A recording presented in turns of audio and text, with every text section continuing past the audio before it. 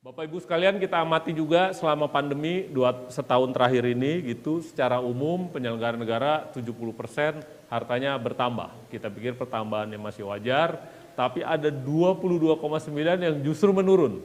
Gitu. Kita pikir ini yang pengusaha yang bisnisnya surut atau bagaimana gitu, tapi kita cuma ingin melihat apakah ada hal yang aneh dari masa pandemi ini. Ternyata kita lihat bahwa kenaikan terjadi gitu, tapi penurunan juga terjadi dengan statistik seperti ini. Gitu. Rata-rata bertambah 1 miliar sebagian besar di tingkat kementerian, di DPR meningkat juga dan seterusnya dan seterusnya. Gitu. Yang selanjutnya kami juga ingin sampaikan kepada masyarakat bahwa LHKPN besar itu bukan dosa, ada kenaikan juga belum tentu korup.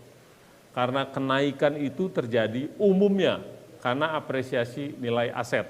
Misalnya saya punya tanah, gitu, NJOP-nya naik, maka di LHKPN saya laporkan naik. Jadi tiba-tiba LHKPN saya tahun depan naik jumlahnya. Kalau naiknya sangat signifikan karena nilai PBB-nya dinaikkan secara signifikan, atau saya dapat gusuran gitu, naiknya tinggi, maka pasti saya menunjukkan apresiasi nilai aset yang signifikan. Memang ada juga kenaikan karena jual beli dan yang paling sering orang lapor hibah.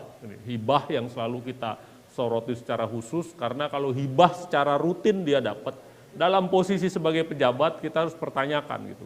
Ini kenapa kok banyak orang baik hati memberikan hibah kepada yang bersangkutan.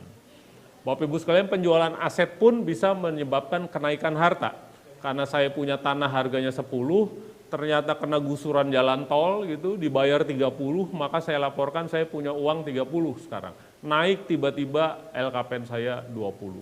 Tapi kenaikan ini juga biasanya sesudah laporannya datang, kita verifikasi, kita cek ke BPN, kita cek ke perbankan, ke bursa, ke Samsat, kelihatan ada yang belum. Kita hubungi, kita bilang, Anda belum laporkan nih tanah di sana, di sini, atas nama istri, anak, dan ini ada di bursa, Anda punya investasi di asuransi, misalnya seperti itu. Dan dikoreksi, jadi biasanya naik.